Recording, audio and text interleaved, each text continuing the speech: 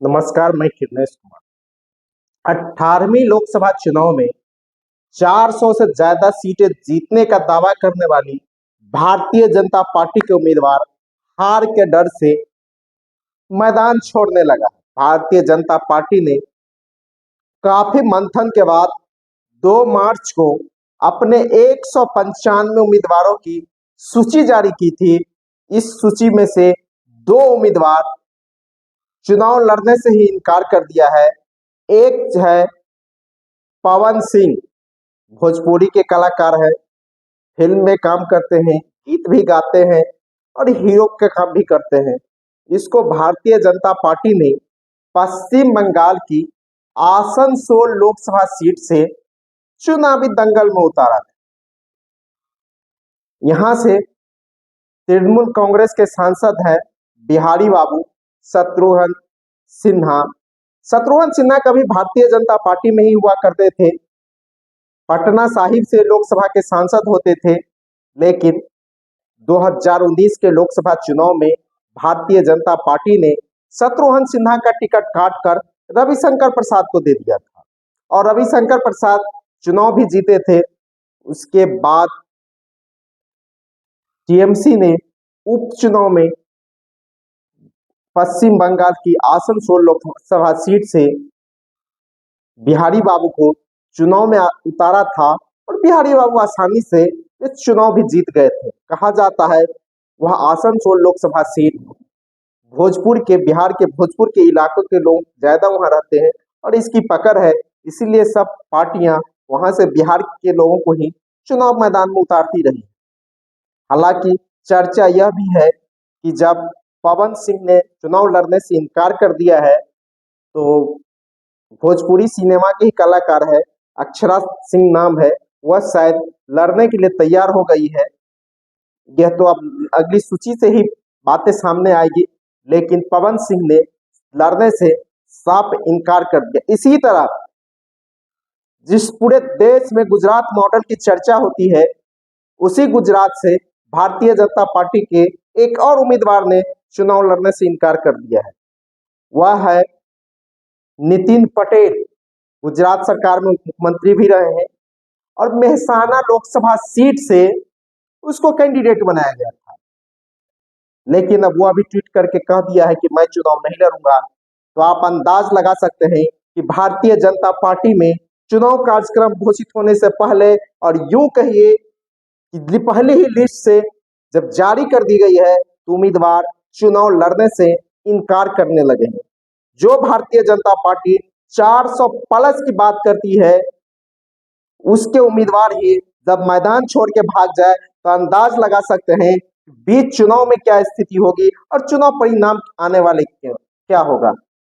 पिछले 2019 के लोकसभा चुनाव में भारतीय जनता पार्टी को पूरे देश में 303 लोकसभा की सीटें मिली थी, लेकिन इस बार भारतीय जनता पार्टी पूरे देश में 400 प्लस की बातें कर रही है।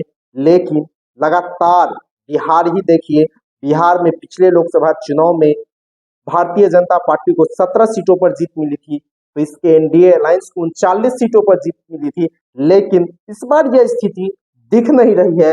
जब 3 मार्च को जिस वक्त पटना के ऐतिहासिक गांधी मैदान में महागठबंधन की जन विश्वास महारैली हो रही थी, उसी वक्त भाजपा उम्मीदवार पवन सिंह ने ट्वीट कर कहा कि मैं चुनाव नहीं लड़ूंगा। यूं कहिए हार की डर से वे चुनाव लड़ने से ही इनकार कर दिया। लेकिन भारतीय जनता पार्टी ने आनंद फानन में अक्षरा सिंह को मनाने का काम किया है। चर्चा है कि अब अक्षरा सिंह चुनाव लड़ेगी बीजेपी के टिकट पर। हालांकि कुछ दिन पहले अक्षरा सिंह और पवन सिंह के बीच विवाद भी की खबरें भी आई थी। अभी भारतीय जनता पार्टी ने बिहार की सीटों के उम्मीदवारों की घोषणा नहीं की है।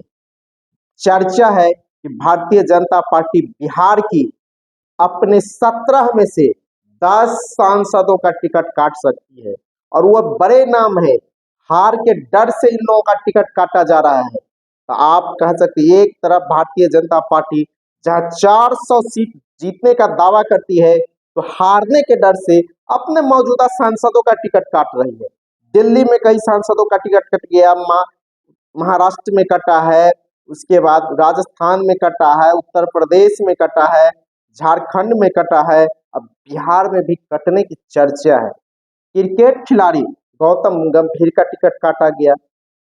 राष्ट्रपति चुनाव लड़ने वाले यशवंत सिन्हा के बेटे जयंत सिन्हा का टिकट काट दिया गया।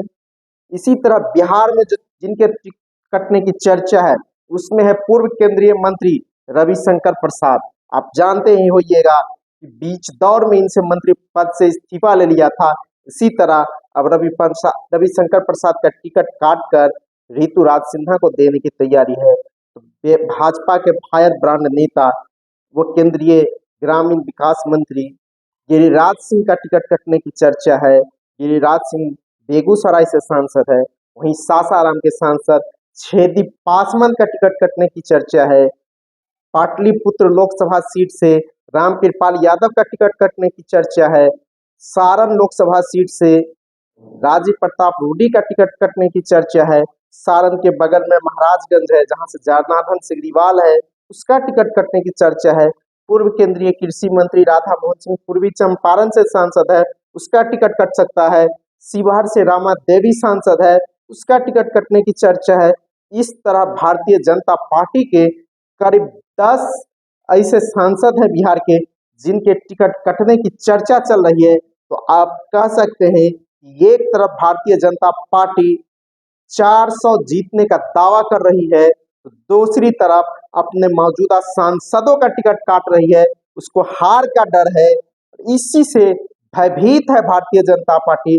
जब बिहार में महागठबंधन की रैली हो रही थी उसके बाद लालू प्रसाद यादव ने एक टिप्पणी की थी प्रधानमंत्री नरेंद्र मोदी पर, उनके हिंदू होने पर ही सवाल उठा दिया था। उसके बाद ट्वीट पर भारतीय जनता पार्टी के राष्ट्रीय अध्यक्ष जेपी नड्डा से लेकर छोटे बड़े नेता सब अपने आप को मोदी का परिवार बता रहा है। तो समझ लीजिए भारतीय जनता पार्टी अब पार्टी नहीं, एक व्यक्ति के पार्टी बन के रह गई है। अब पूरा परिवार नरेंद्र मोदी का हो गया है। मोदी अपने शपथ पत्र में लिखते हैं अपनी पत्नी का नाम जसोदाबेन, लेकिन उसके साथ नहीं रहती है। उनका परिवार जसोदाबेन है लेकिन वो साथ नहीं रहती है। लेकिन भारतीय जनता पार्टी के छोटे से बड़े नेता मोदी परिवार, मोदी का परिवार लिखने लगे हैं। इसी से अंदाज लगा सकते हैं कि महागठबंधन की पटना की ऐतिहासिक रैली केंद्र की सत्ता को डोला के रख दिया है। बिहार की सत्ता तो भयभीत दिख ही रही है, अब केंद्र की सत्ता भी डगमगाने लगी है। जिस तरह भारतीय जनता पार्टी के छोटे से बड़े नेताओं का एक्शन आ रहा है, रिएक्शन आ रहा है, और लालू यादव ने बैठे बैठे एक तिनका फेंका है और उसके बाद पूरी भारतीय जनता पार्टी बौखलाहट में है। सिर्फ एक छोटा सा सवाल था, हिंदुत्व पर सवाल उठाया था। लालू प्रसाद यादव ने कहा था कि हर बेटा जब अपनी माँ की मौत हो जाती है तो अपना नौ केस कटाते हैं, बाल दाढ़ी कटाते हैं, लेकिन नरेंद्र मोदी ने यह नहीं किया। इसी तरह योगी आदित्यनाथ सिंह अपने पिता के दाह संस्कार में नहीं गए और प्रधानमंत्री नरेंद्र मोदी ने अपना बाल दाढ़ी नहीं कटाया था। इसी पर लालू प्रसाद यादव ने सवाल उठाया। परिवारवाद पर हमला कर रहे थे नरेंद्र मोदी जी, आज उसका परिवारवाद कैसा है सब जानता है। बीजेपी में कितने परिवारवाद को सुषमा स्वराज की बेटी बांसुरी स्वराज का टिकट दिया गया है दिल्ली लोकसभा से, और कई तरह के लोगों को मिलते रहे हैं। सम्राट चौधरी आज भारतीय जनता पार्टी के जो प्रदेश अध्यक्ष बिहार के हैं, उसके पिताजी शकुनी चौधरी कांग्रेस में रहे, राजद में रहे और कई समता पार्टी में रहे, उसके बेटा शकुनी चौधरी है।